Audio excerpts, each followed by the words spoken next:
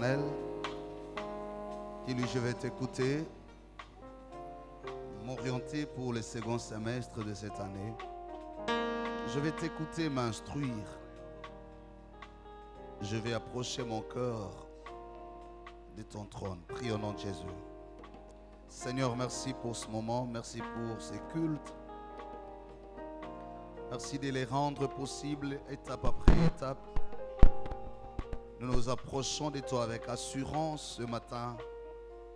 Tu nous as renouvelé le souffle de vie, la grâce, l'être et les mouvements. Nous avons pleinement besoin de toi. Nous voulons écouter ta parole, Seigneur. Pour ce début de mois de juillet, tu nous enseignes, tu nous parles, tu nous instruis. Tu nous apprends à t'offrir une adoration qui nous coûtera cher. En ton nom, Jésus, nous avons ainsi prié. Gloire et louange à toi, Seigneur Jésus. Amen. Nous acclamons le Seigneur.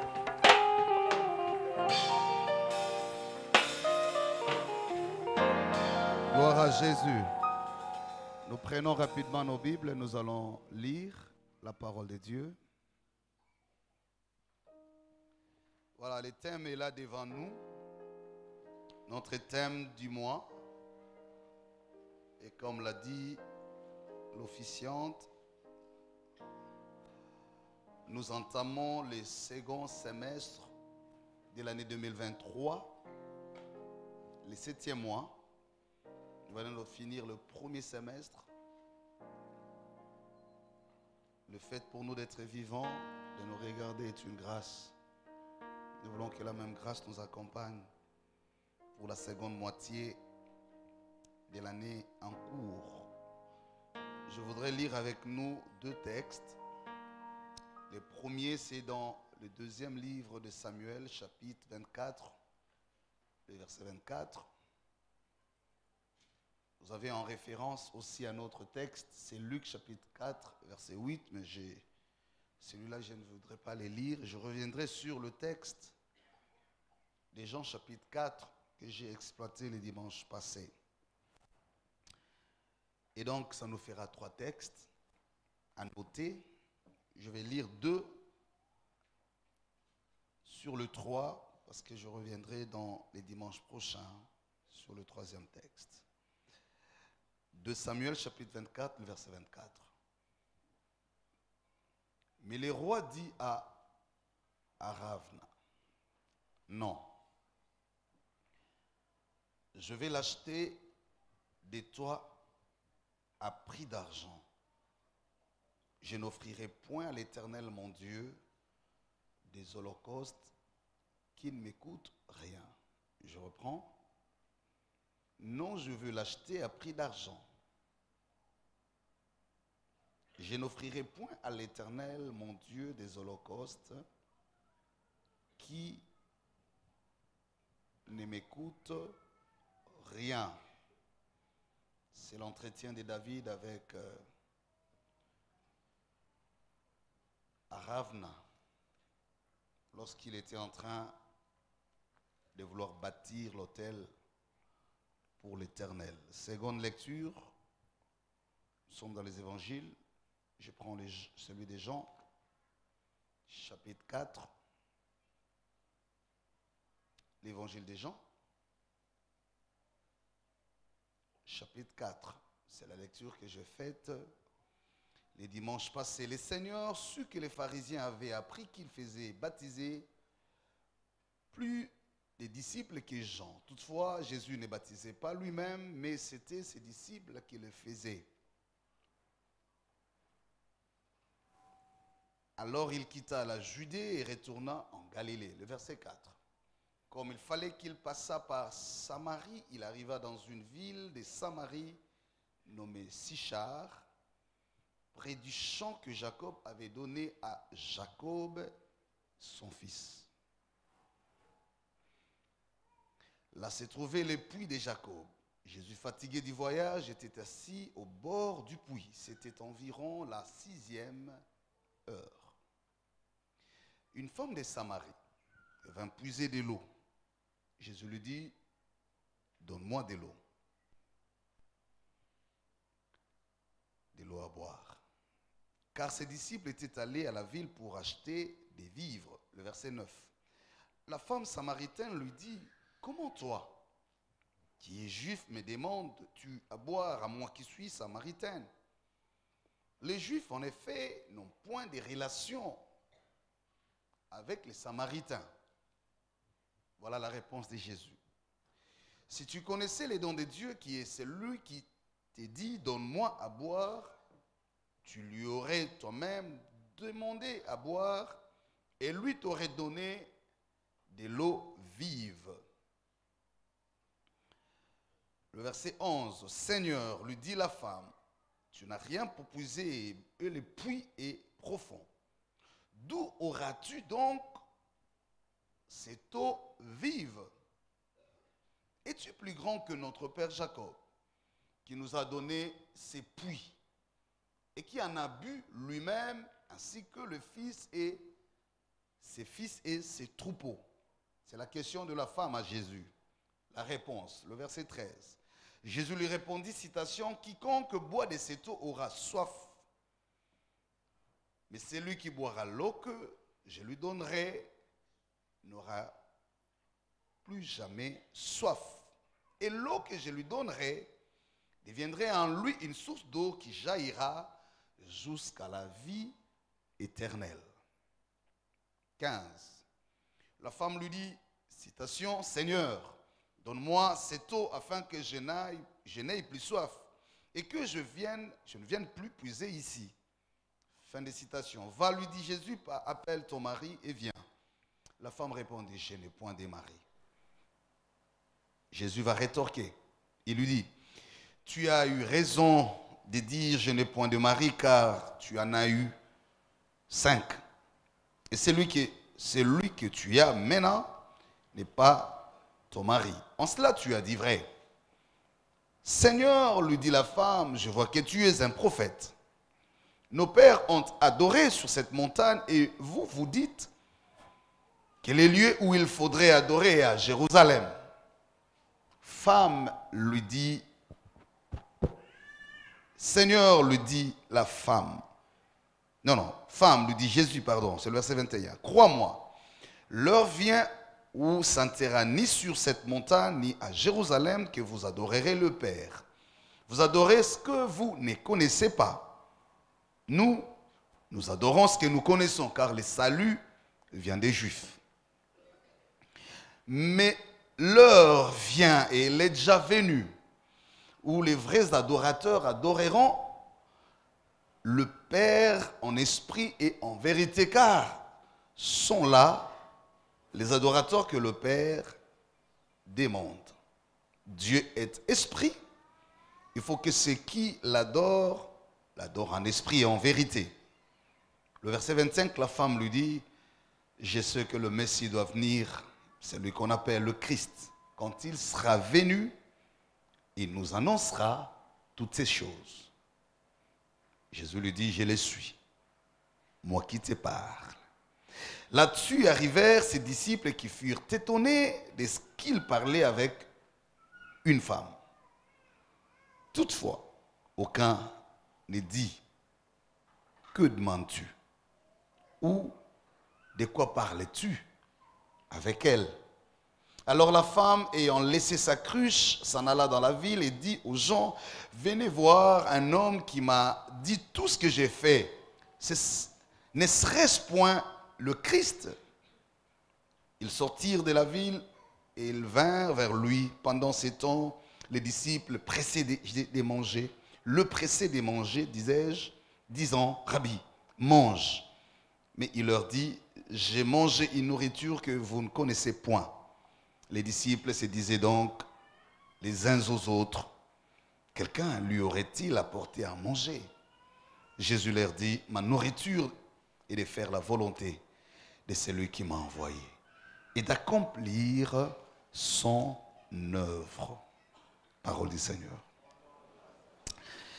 Nous rendons grâce à Dieu pour sa bonté immense. Merci encore une fois d'être vivant, d'être debout, d'être là en bonne santé et surtout de commencer avec nous la seconde moitié de cette année, une année pleine d'assurance, servir au dessein de Dieu, tels les thèmes sous lesquels nous sommes en train d'écouter Dieu chaque fois que nous avons l'occasion d'être ici ou ailleurs. Chaque moment de notre vie, nous remémorons cette déclaration, nous la célébrons, nous incarnons d'ailleurs en ça, elle nous incarne parce qu'elle devient finalement notre prophétie de l'année, servir au dessein de Dieu. Exceptionnellement, puisque nous entamons la seconde moitié de l'année 2023, placée sous les thèmes sous-évoqués, nous avons choisi, Dieu nous a inspiré de formuler le thème de l'année, du mois, adore le Seigneur Dieu avec ce qui t'écoute cher. Adore l'Éternel Dieu avec ce qui t'écoute cher. Donc vous comprenez déjà par la formulation de ces thèmes que nous sommes dans l'objectif adoration. Adoration est l'un des objectifs que nous poursuivons en tant qu'Église. Notre paroisse Télista fonctionne sur la base de 5 objectifs. Le mois qui vient de se clôturer, donc le mois passé, nous avions parlé de l'évangélisation. Et j'ai bien utilisé le même texte, mais avec une orientation beaucoup plus évangélique. Je suis revenu sur 3 postulats de la repentance ou du salut, à savoir le pardon, la réconciliation et le partage. Je crois que chacun de nous a dû retenir quelque chose d'intéressant pour sa vie. Et aujourd'hui, je fais une transition entre l'adoration, entre l'évangélisation et l'adoration. Voilà pourquoi j'ai choisi de rester sur le même texte des bases et les commenter aujourd'hui dans une autre orientation. Le dimanche passé, c'était dans l'orientation de l'évangélisation avec ces 3 postulats que je viens de rappeler des mémoires. Donc, la repentance, la réconciliation et le partage. J'ai bien insisté sur le fait que être sauvé ou être la voie du salut pour les autres consisterait éventuellement à observer ces 3 choses. Parce que bien des fois, nous devenons nous-mêmes obstacles au salut des autres et à notre propre salut. J'ai insisté sur le rôle et l'impact du pardon dans la vie du croyant ou du chrétien, de la chrétienne que nous sommes. Il n'y a pas de chrétienté sans pardon. Rien ne justifiera, frères, sœurs, dans votre vie, peu importe les motivations ou les raisons que vous pourrez avancer, la haine, la jalousie, la méchanceté et aller même à supprimer la vie de l'autre. Rien ne justifiera ces choses. Même si vous avez raison à tout point de vue, mais il n'y a rien. Je nous ai montré comment Caïn s'est vu coupable en déversant le sang de son frère Abel innocemment, alors qu'il pouvait régler ses problèmes autrement. Je vous ai dit, ce que nous coûte la vengeance est plus fort que ce que nous demande le pardon. Le pardon est un mot simple, mais qui nous fait gagner en tout, qui nous fait réparer beaucoup de dégâts et qui nous aide à nous corriger, à revenir debout. Ce que tu veux utiliser par la haine, tu perdras et le temps et les énergies si seulement tu comprenais la richesse du pardon. Mais le pardon s'accompagne de la réconciliation. Quand on pardonne, on ne s'arrête pas qu'à pardonner, on se réconcilie. On se réconcilie avec Dieu et avec son prochain. Oui, parce que il se peut que ce soit vous la victime, mais il se peut aussi que ce soit vous les coupables. Que ce soit victime ou coupable, le pardon n'a son sens que quand il restaure ce qui a été brisé. Donc, le pardon est un ciment spirituel qui restaure le pont brisé. Un pardon qui ne restaure rien n'a pas de fond, n'a pas de sens, n'a pas de forme. Un pardon véritable, tu ne peux pas prétendre avoir pardonné quelqu'un, mais après tu reviens, tu es en train de réveiller les souvenirs de ce qui t'a fait mal. Tu es en train de ressentir la même douleur avec la même intensité. Vous savez, le degré de la douleur détermine le degré de la vengeance.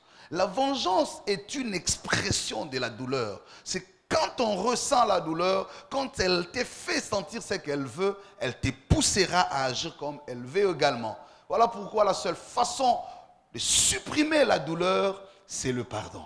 Il y a des choses qui te dérangent parce que tu n'as jamais pardonné. Tu as l'impression que c'est très fort. C'est trop dur à supporter ou à surmonter. Parce que tu n'as simplement jamais pardonné.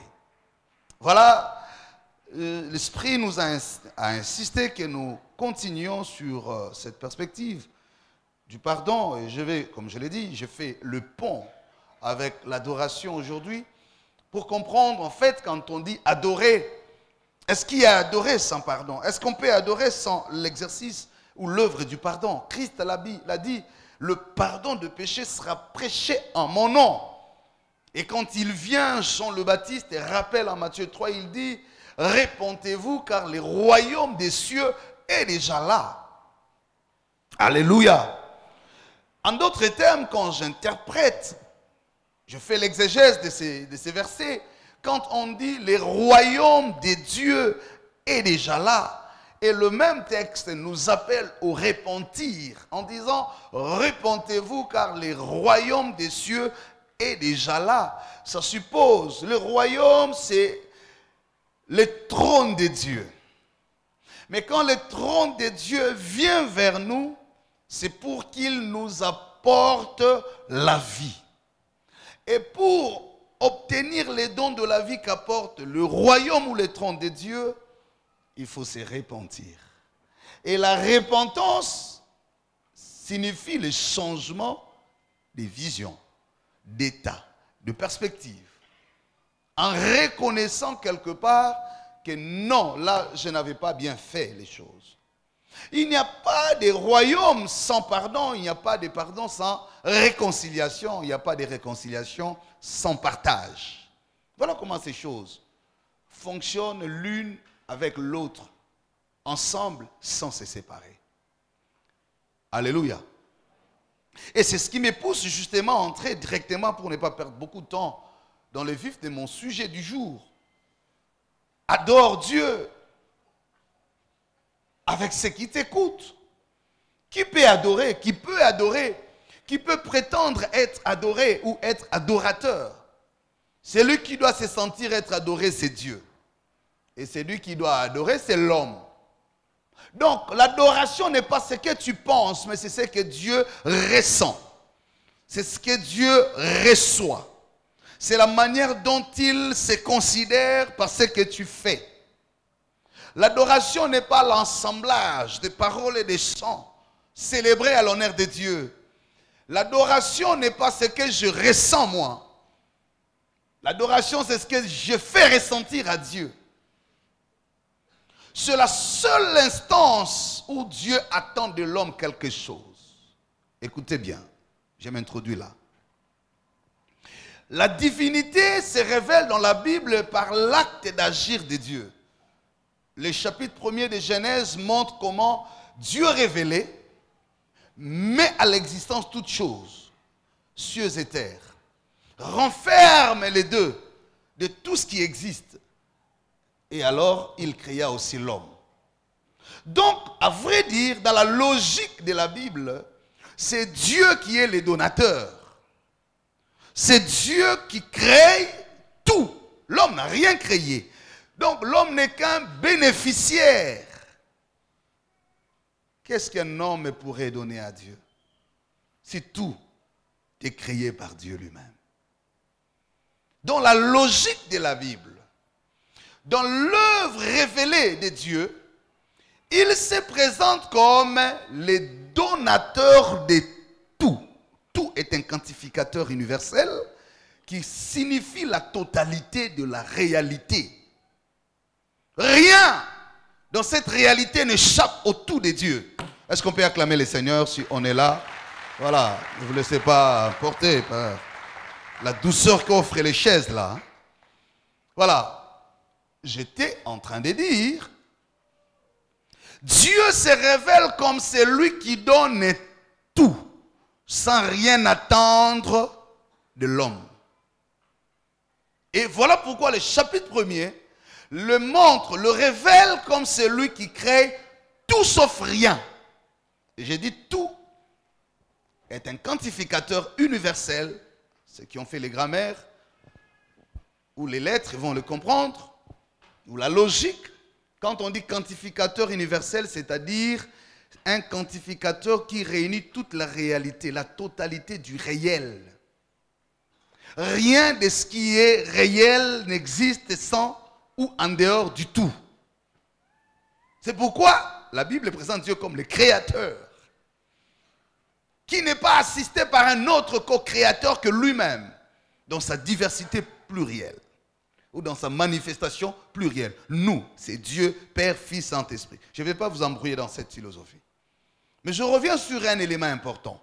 C'est que Dieu ici est celui qui donne tout sans rien recevoir de l'homme, sans rien attendre de ce qui peut modifier ce qu'il est, sans rien attendre de ce qui peut changer ce qu'il a, sans rien attendre de ce qui peut le rendre plus qu'il est. Oh là là, est-ce que vous suivez ça? Je le répète encore. Parce qu'en fait, quand on parle de la notion de la bénédiction est tout acte qui modifie la situation. Une bénédiction, c'est tout acte qui modifie la situation d'avant. Le fait de se réveiller debout est une bénédiction parce que vous avez modifié l'état du sommeil à l'état de vie.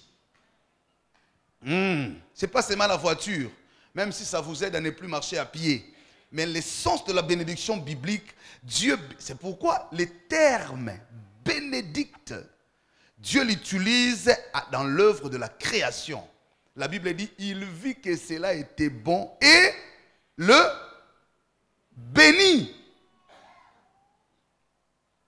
Bénédiction veut dire mettre la substance du bon, du bien et du vrai dans ce qu'il y a. Quand Dieu bénit, c'est qu'il rend la chose vraie. Quand Dieu bénit, c'est qu'il rend la chose permanente. Et quand Dieu bénit, c'est qu'il rend la chose belle. Le beau, le vrai, le bien. C'est ça l'essence de la bénédiction. Quand il voit que l'œuvre est parfaite, elle est accomplie, il le bénit. Il la bénit. Donc Dieu qui utilise la bénédiction, c'est quand il crée tout. Donc ici, en créateur, Dieu n'attend rien de l'homme qui pourrait modifier ce qu'il avait. La puissance de tout créer. Dieu n'attend rien de l'homme qui pouvait le rendre plus qu'il était, le créateur incréé. Dieu n'attend rien de l'homme qui pourrait le rendre plus qu'il était. Il était saint. Déjà de son existence. Donc ce n'est pas quand toi tu dis tu es saint, que Dieu commence à le devenir. Il ne le devient pas parce que tu le dis. Il l'est, voilà pourquoi tu le constates. C'est lui qui dit Dieu est saint.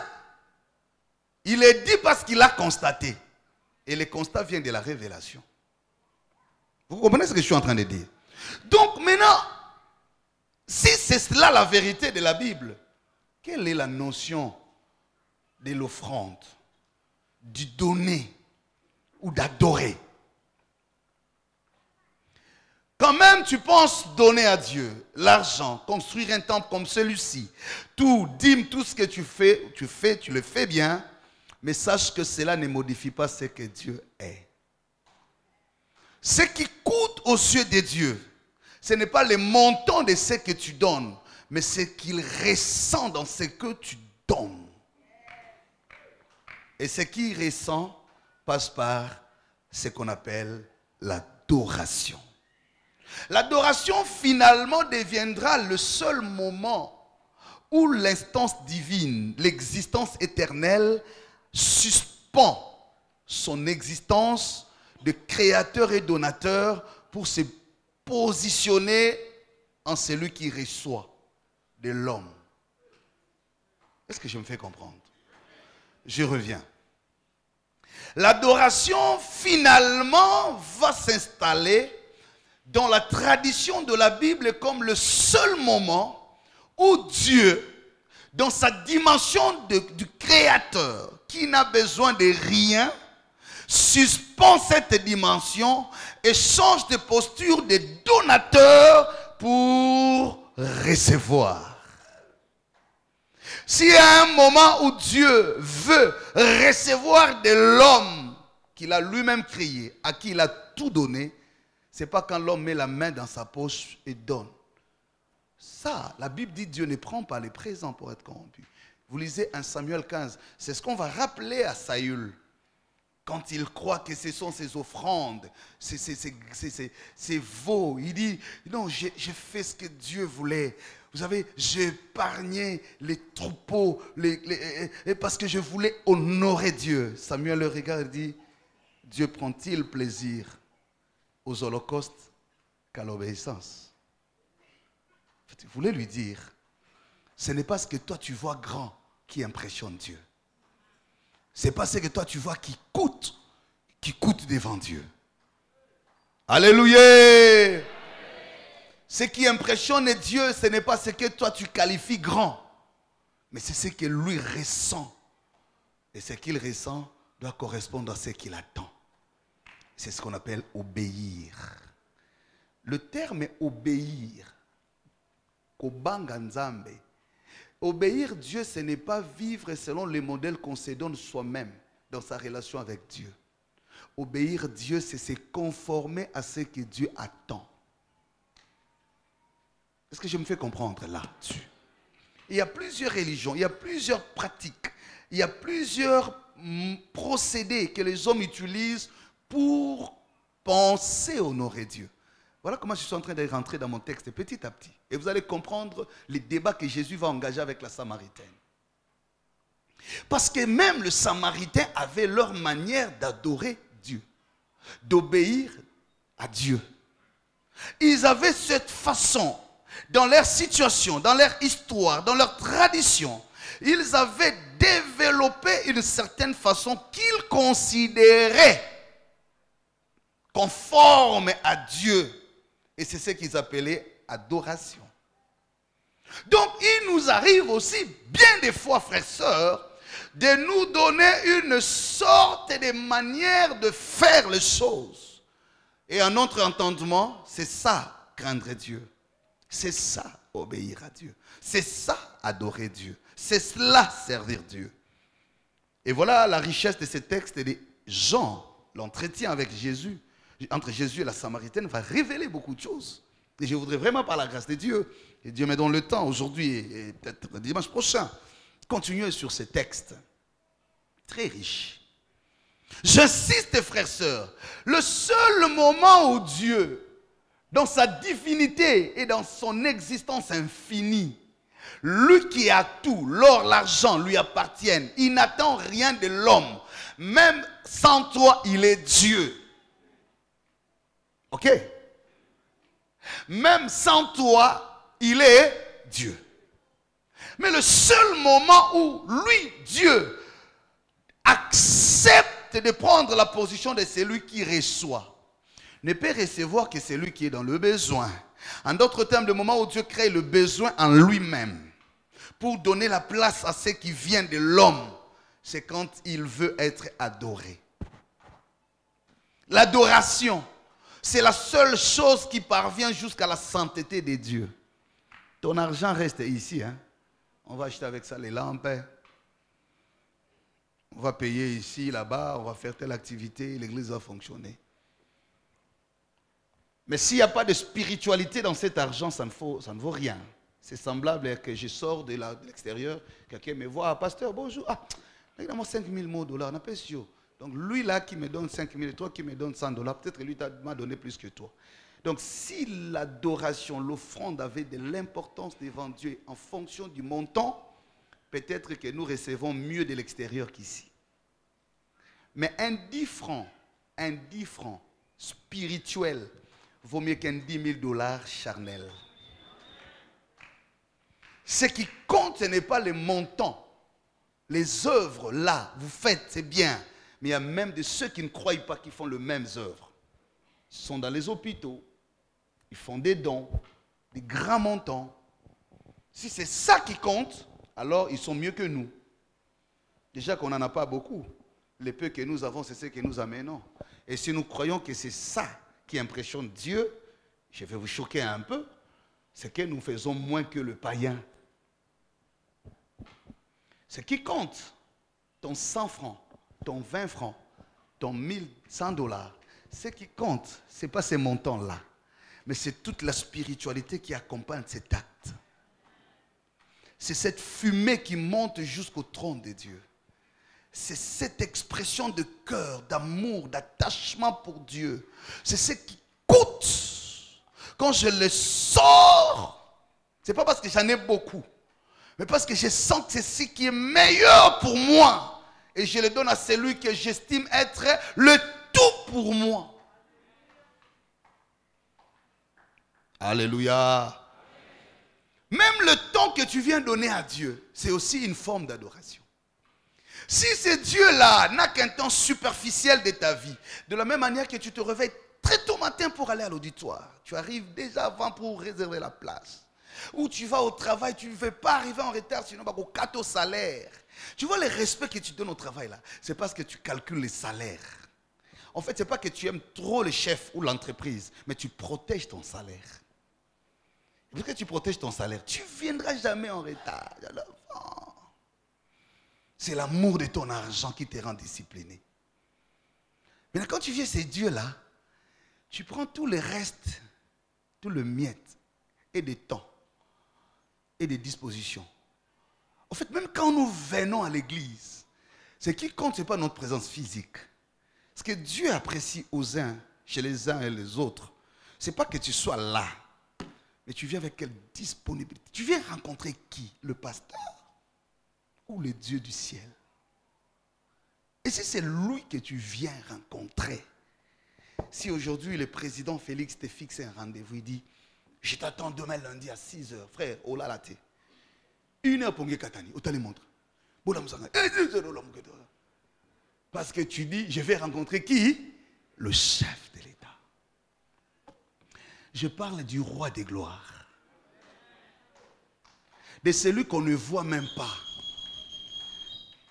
Et le monde le cherche sans le trouver.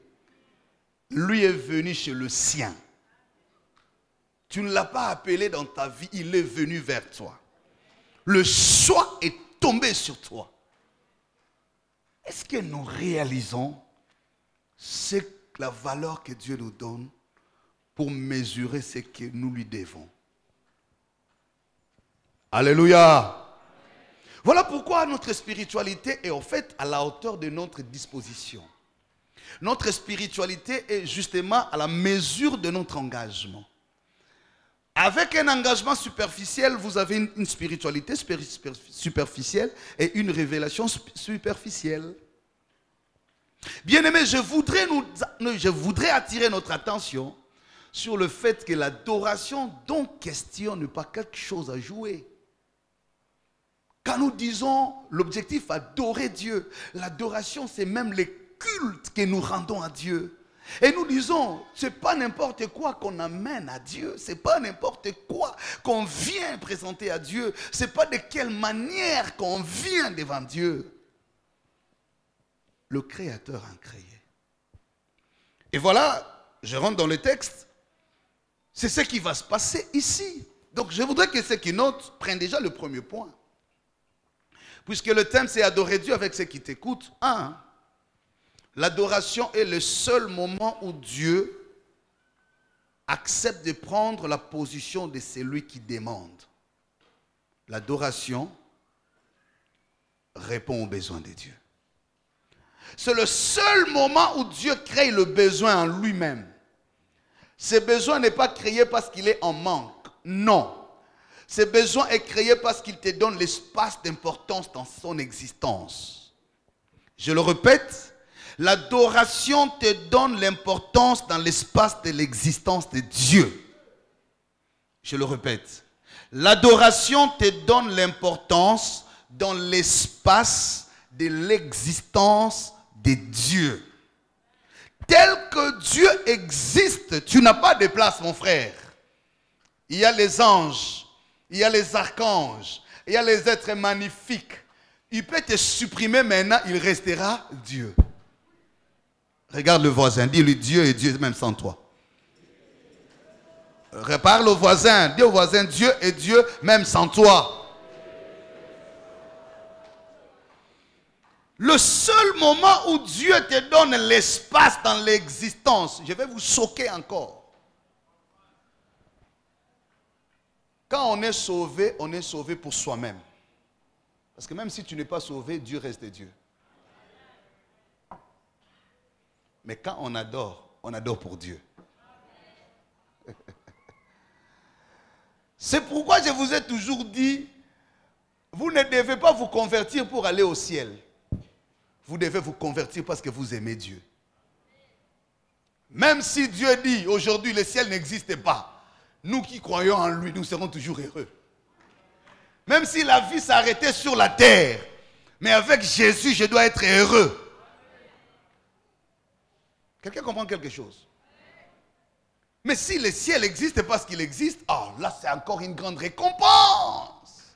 Mais je ne crois pas pour avoir une récompense. Mais je crois parce que j'aime Dieu. Et pour arriver à cet état d'amour, il faut avoir dépassé l'intérêt. L'amour ne fonctionne pas avec l'intérêt. Le ciel peut être à un moment l'intérêt des croyants. Mais Dieu, la présence de Dieu est l'expression de l'amour des croyants. Ceux qui aiment Dieu croient à ce qu'il est, pas à ce qu'il donne. Il peut ne pas donner. Quand on l'aime, parce qu'on le connaît, parce qu'on sait ce qu'il est, on cesse de l'évaluer par rapport à ce qu'il donne. Qu'il donne ou pas, il est Dieu. C'est pourquoi quand la Bible nous appelle à être heureux sur la terre, cela veut dire que nous n'aurons pas tout avec Jésus sur la terre. Mais notre bonheur en Jésus ne dépend pas de ce que nous attendons de lui, mais de ce qu'il est pour nous. Acclame bien le Seigneur si tu entends ces choses. Ceux qui l'ont suivi parce qu'ils ont besoin du mariage, dès qu'ils en auront, vont partir. Ceux qui ont besoin de lui parce qu'ils cherchent des enfants, quand ils en auront, ils partiront. Nous, argent ou sans argent, mariage ou pas mariage, enfant ou pas enfant, j'en ai besoin. Si ça vient, gloire à Dieu. Mais même si ça ne venait pas, gloire à Dieu, caca. À ta place, j'allais déjà comprendre et j'allais acclamer royalement le Seigneur. L'adoration est le seul moment qui te donne l'espace dans l'existence de Dieu. Si le ciel peut s'arrêter, si Dieu peut demander à Michael, aux autres, de suspendre d'abord de chanter. En fait, il y a des gens qui sont là qui chantent chaque heure, chaque minute, chaque seconde, chaque jour et éternellement. Ils ne sont pas payés, ils n'attendent pas les salaires, ils existent pour ça. Toi-même, tu viens faire 2 heures du temps dans la présence de Dieu, puis tu sors, tu fais une semaine, tu n'es pas avec Dieu. Tu reviens le dimanche, et puis tu viens seulement en retard. Tu fais seulement 1h30, et puis tu es vite pressé de partir. Mais au ciel, il y a des gens qui ne regardent pas la montre. Ce sont des êtres saints. Ils sont magnifiques. Ils n'ont pas de corruption en eux. Ils n'ont pas de souillure en eux. Ils n'ont pas de péché en eux. Ils existent que pour ça. Donc, si c'était que pour ton chant, frère, Dieu n'en a pas besoin, quoi. Déjà, tu chantes difficilement. Moi, même si je m'étais à chanter, je ne maîtrise même pas les notes. Je vais faire des organes ici, avec des notes injustes. Mais là au ciel, ils chantent avec justesse, avec sainteté, avec autorité. Pas parce qu'ils attendent un salaire après. Non, ils existent pour ça. Et c'est rempli de sainteté, de vérité, de lumière. La Bible dit, il s'est rêvé de la gloire comme un manteau. Quand ça monte comme la fumée, la Bible dit devant son trône, la fumée monte, la gloire, la sainteté. Et il répond les ponts de sa robe. Oh, il n'est pas en manque. Basi musuba kota mabala pona manque. Nzambe libala nena yo eza manque ité. Alliance pour un manque. Dieu n'est pas avec toi pour combler un manquement. Dieu n'est pas avec toi parce qu'il est en manque. Même sans toi, il est Dieu. D'ailleurs, tu as la grâce que tu viennes joindre ta voix lorsque la puissance de la sainteté monte vers le trône, qu'on donne l'espace à ta voix, à ton argent que tu appelles offrande ou dîme. Qui t'a dit que sans cela, Dieu n'existait pas? Même l'église existe sans ta dîme. Si même l'église, les pasteurs même peuvent exister sans ta dîme. Et Dieu? Comment tu donnes de l'importance à des choses qui ne coûtent pas? Adore Dieu. J'ai vu des gens devenir un peu orgueilleux, même vis-à-vis de Dieu, même vis-à-vis de l'église. Parce que seulement à un moment de la vie, ils ont donné $500. Ils changent même les démarches. Bonjour, morning. Il répond en anglais. Quelqu'un parce qu'il a fait quelque chose pour Dieu. Et parfois, quand quelqu'un fait quelque chose pour un homme de Dieu, il se croit tellement irréversible. Oh, yo, le banangai. Tu es souvent appelé sur le frère. Quel Dieu? Le Dieu de la Bible. Frère, nous avons ça, c'est l'Isangala. Si Dieu veut t'ignorer et ignorer la valeur de ce que tu fais grandir au minimum inutile.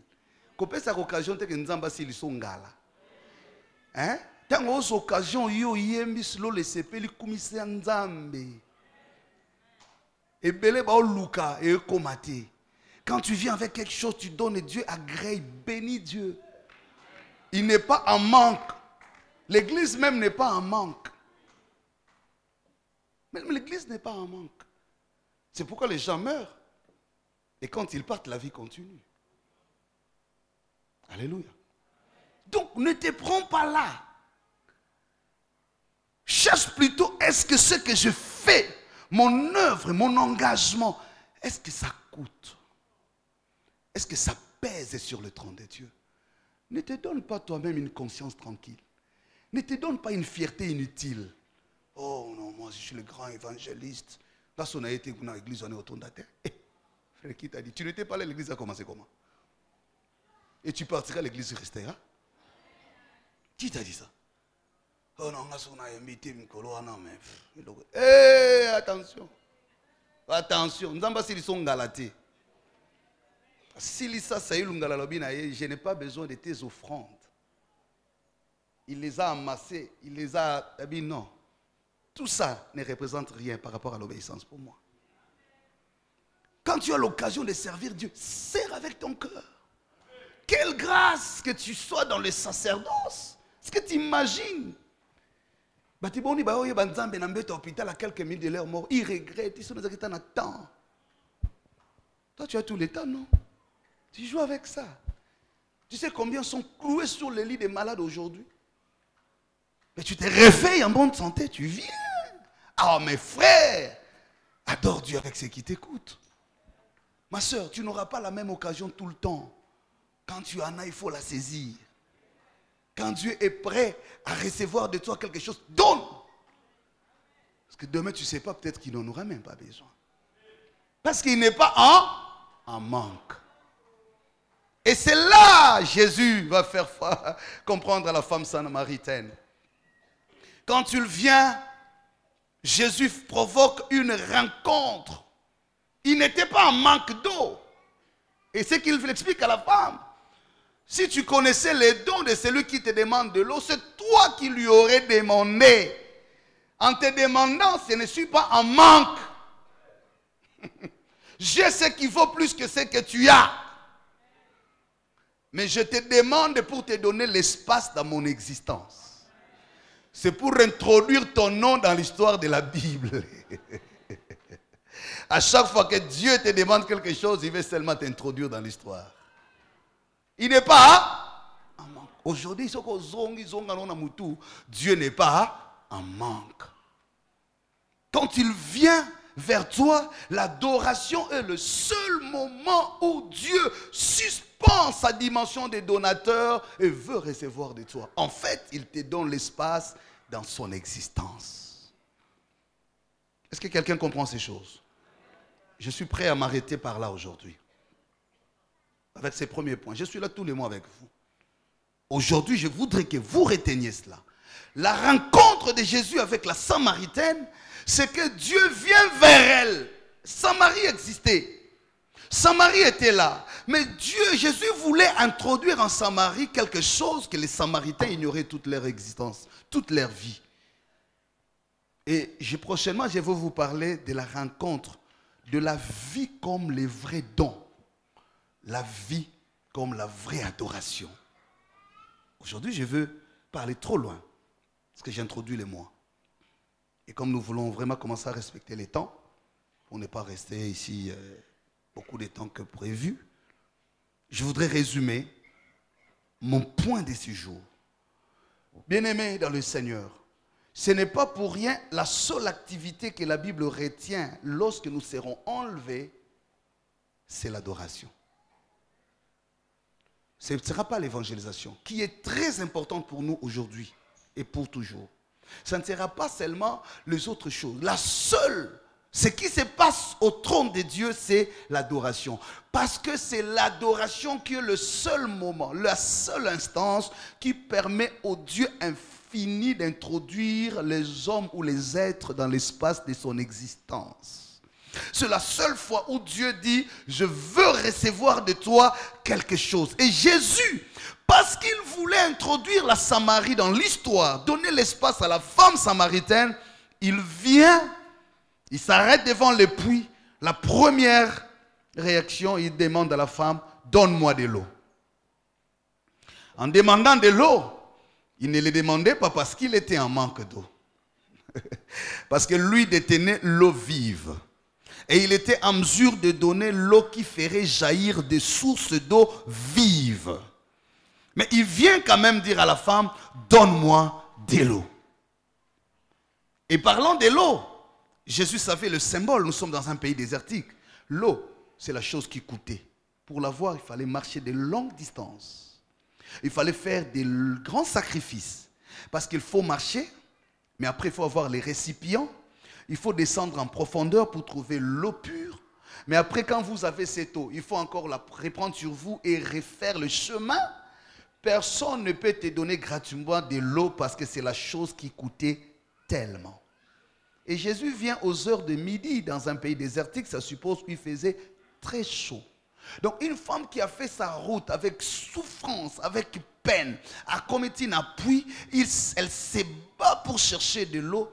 C'est la préfiguration, en fait c'est l'accomplissement de la même réaction que Dieu fait avec Abraham. Donne-moi ton fils. Il les laisse marcher pendant longue distance jusqu'à la montagne pour voir. Il y a des fois, frère, ce qui coûte, il faut que Dieu sache que ça pèse, mais tu le fais avec joie.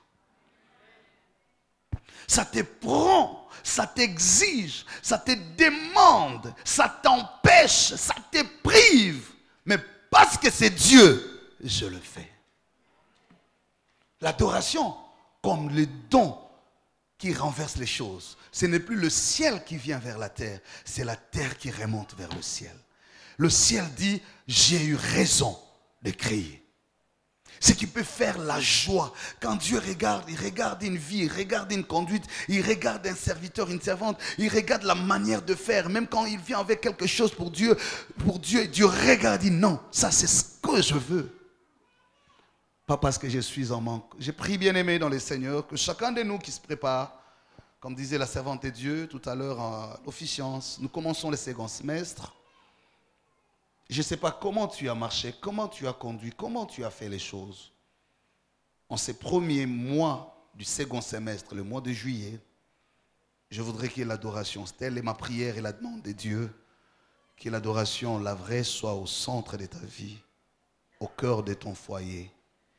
Et tu ne peux pas arriver à ça si tu ne comprends pas la force du pardon, de la réconciliation et du partage.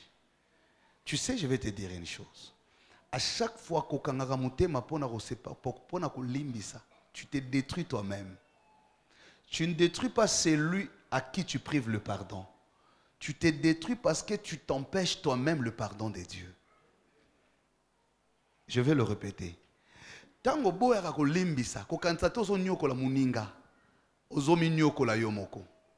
En privant le pardon aux autres, tu te prives toi-même le pardon de Dieu. Parce que ce que tu fais, Dieu ne l'accepte pas. Que toi tu le pardonnes ou pas, toi-même tu as des problèmes avec Dieu. On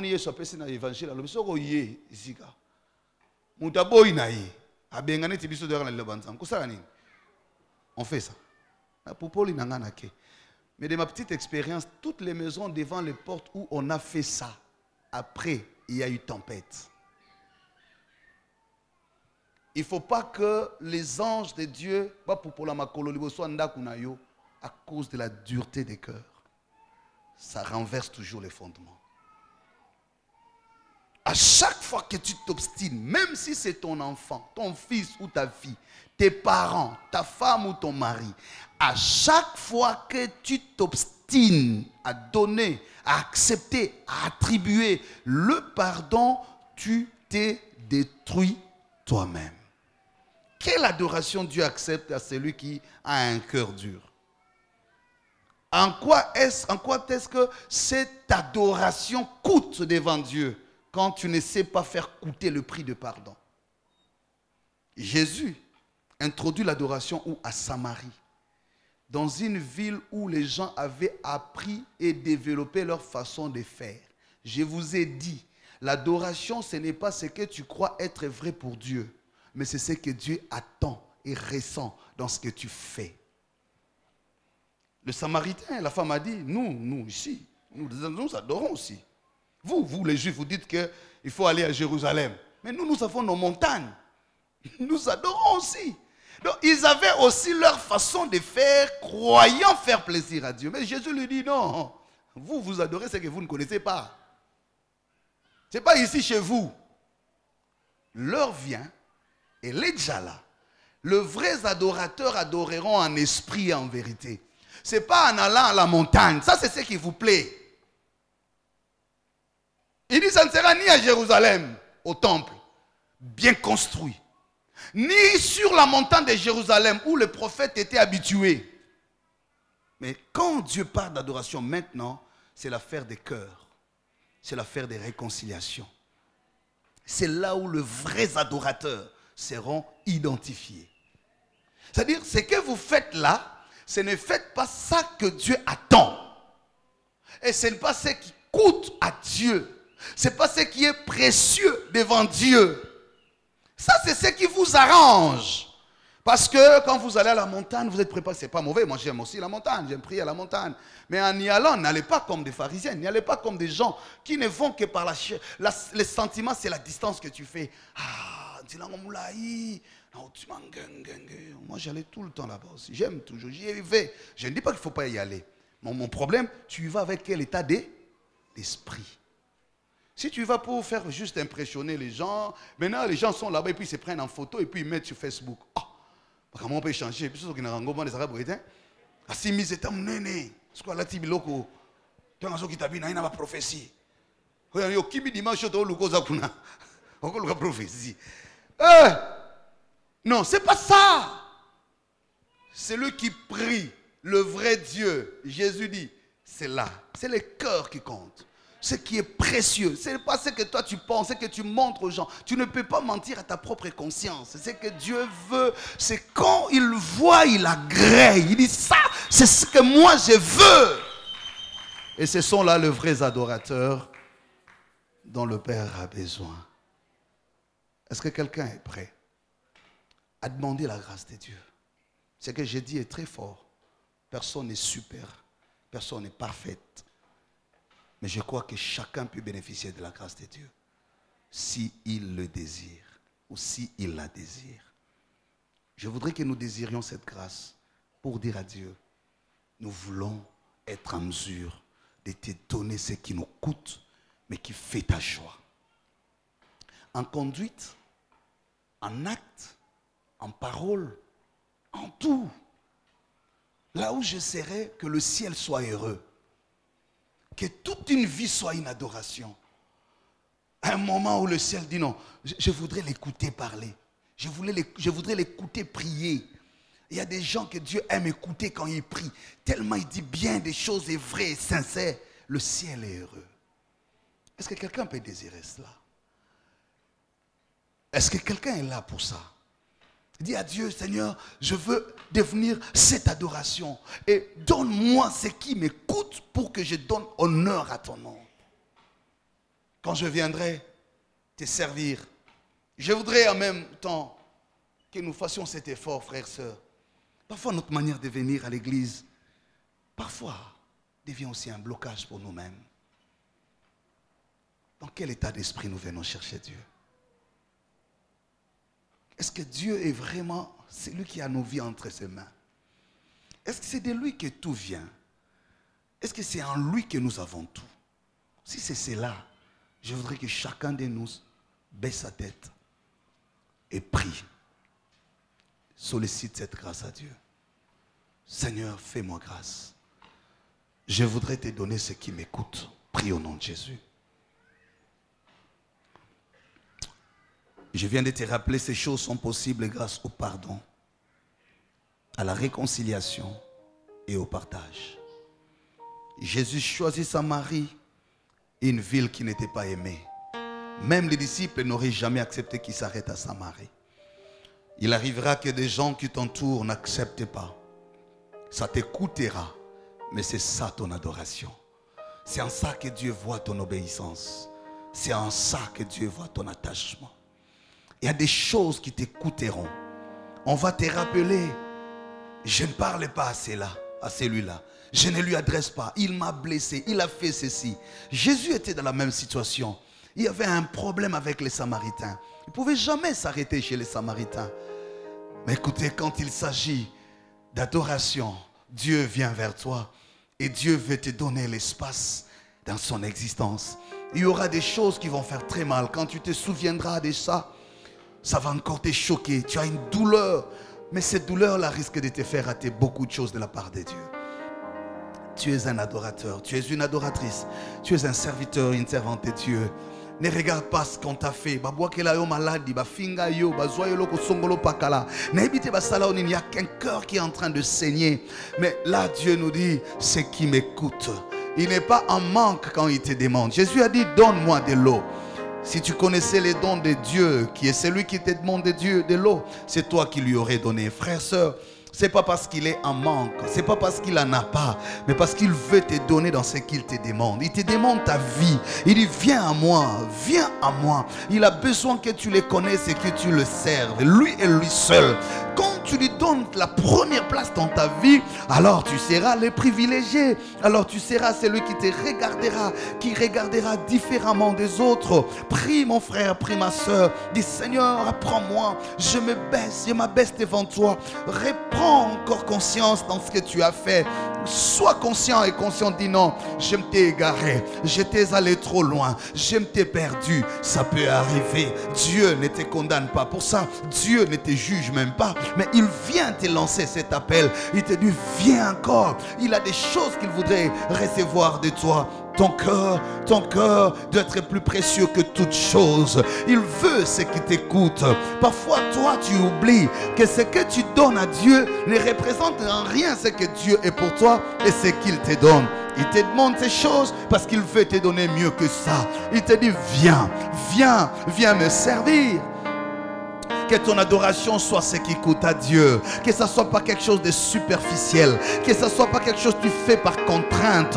Parce que les gens t'en parlent. Parce que tu veux te donner une conscience tranquille. Non, ce n'est pas ton argent qui coûte à Dieu. Mais c'est la disponibilité de ton cœur. C'est le cœur qui est préparé. Oui, c'est ce cœur-là que Dieu veut. Oui, c'est cet amour-là que Dieu veut. Ce n'est pas ce qu'il t'a promis. Tu l'auras certainement parce qu'il est fidèle. Mais au-delà de ce que tu attends de lui, il y a ce que lui attend de toi. Il veut ressentir la joie d'avoir un fils, une fille. Il veut se dire heureux parce que tu es là. Il veut te dire arrête-toi et regarde différemment les choses. Il veut te rappeler seulement qu'il est le Seigneur, la vie et la vérité pour toi. C'est lui qui t'a tout donné.